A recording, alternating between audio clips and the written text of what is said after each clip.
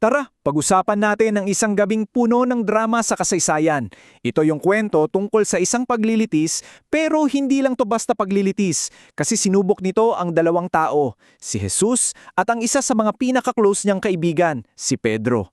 Paano kaya nila hinarap yung pinakamabigat na pagsudok sa buhay nila? Tara, simulan na natin! Imaginein mo to ha, hating gabi, ang dilim, tapos bigla ka na lang kukunin para itrial. Nakakatakot, di ba? Grabe yung kaba. Well, sa ganyang klasing sitwasyon yung puno ng takot at tensyon, dyan mismo magsisimula yung kwento nating ngayon. So lagpas hating gabi na noon nung arestuhin si Jesus. Isipin mo, yung buong syudad tulog na, sobrang tahimik, tapos biglang may maririnig kang sigawan ng mga sundalo. Dinala nila si Jesus nakagapos sa mga kamay, papunta sa isang parang secret trial na minamadali.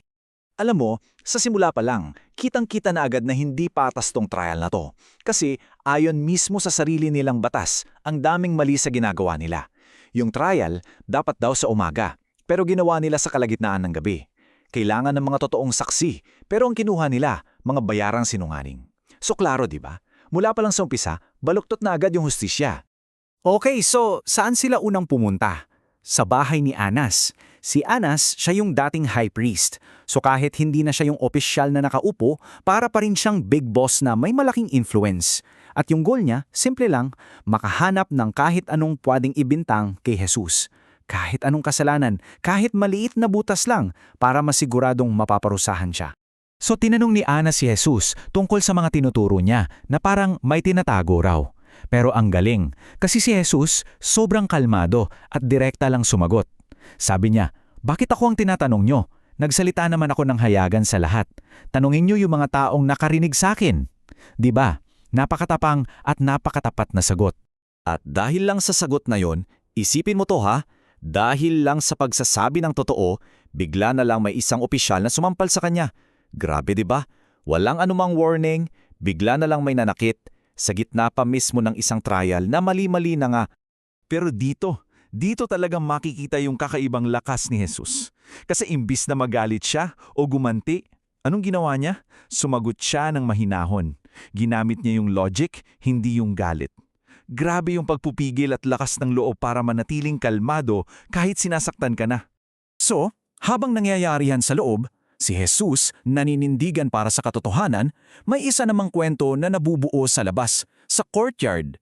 Naasaan na kaya yung isa sa pinakamalapit niyang kaibigan, si Pedro.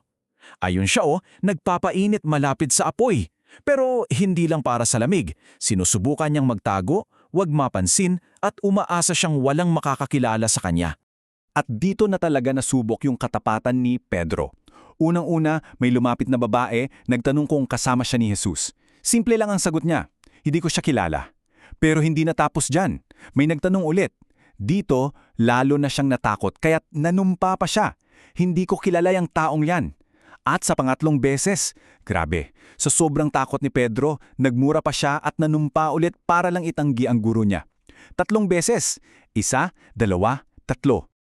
At pagkatapos mismo ng pangatlong pagsisinungaling niya, biglang tumilaw kang manok. At saktong-sakto sa moment na yon, mula sa loob kung saan siya nililitis, lumingon si Jesus. Tumingin siya diretso kay Pedro. Nagtama ang mga mata nila. Alam mo yung tingin na yon? Hindi galit, kundi awa at lungkot. At para yung isang sibat na tumusok diretso sa puso ni Pedro. Okay, so habang durog na durog yung puso ni Pedro sa labas, balik tayo sa loob. Anong nangyayari? Nagkakagulo na rin. Yung mga bayarang testigo hindi magkaintindihan. Iba-iba yung sinasabi. So yung plano nilang idiin si Jesus parang bumabagsak. At dahil dyan, desperado na yung punong pari na si Cayapas. Sa wakas, nakahanap sila ng 2 saksi na parang magtatugma yung sinabi. Pero at ito yung malaking pero, binaluktot nila yung sinabi ni Jesus. Ang sinasabi kasi talaga ni Jesus noon ay tungkol sa katawan niya, na mamatay siya at mabubuhay ulit sa loob ng 3 araw. Pero ang pinalabas nila, sisirain daw ni Jesus yung totoong templo sa Jerusalem. Malaking twist, di ba? Pero kahit ganun, kahit may mga kasinungalingan na ibinabato sa kanya, nanatiling tahimik si Jesus. Hindi siya nagsalita. Hinarap niya lahat ng akusasyon ng may dignidad. Parang sinasabi niya na hindi niya kailangang patulan yung mga bintang na halata namang gawa-gawa lang. So dahil desperado na si Caiphas at walang umuubrang plano, ginamit na niya yung huling alas niya. Pinilit niyang sumagot si Jesus pero this time sa ilalim ng isang sagradong panunumpa. At ito na yung tanong na magpapasya ng lahat. At sa pagkakataong ito, sumagot si Jesus. Walang paligoy-ligoy, direkta, makapangyarihan. Ikaw na ang nagsabi. Yun lang.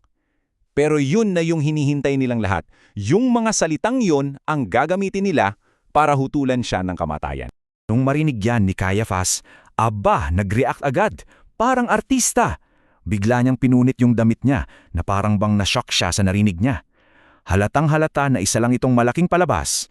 Pero alam niyo ba yung nakakatawa or actually nakakalungkot dito? Ayon mismo sa batas nila, bawal na bawal sa isang high priest na punitin yung damit niya. So sa ginawa niyang yun, sa pagdadrama niya, si Caiphas mismo ang lumabag sa batas na dapat siyang nagproprotekta. Siya mismo ang nagkasala. So dahil sa pag-amin ni Jesus, ayun na, mabilis pa sa 4:00 yung hatol. Ang kasalanan daw ni Jesus, blasphemy. Ito yung parang pinakamabigat na kasalanan laban sa Diyos.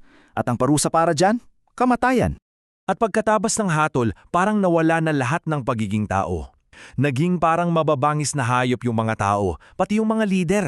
Dinuraan nila si Jesus sa mukha, sinuntok, tinakpan yung mata tapos pinaglaruan. Lahat ng kalupitan, ginawa nila. At si Pedro, anong nangyari sa kanya? Yung isang tingin lang mula kay Jesus, yung isang tilaok ng manok, parang gumuho lahat para sa kanya. Naalala niya yung sinabi ni Jesus. Hindi na niya kinaya. Tumakbo siya papalayo, nagtago sa dilim, at doon siya umiyak ng todo-todo, puno ng pagsisisi. So, yung kwentong to, nag-iiwan sa atin ng isang tanong, no?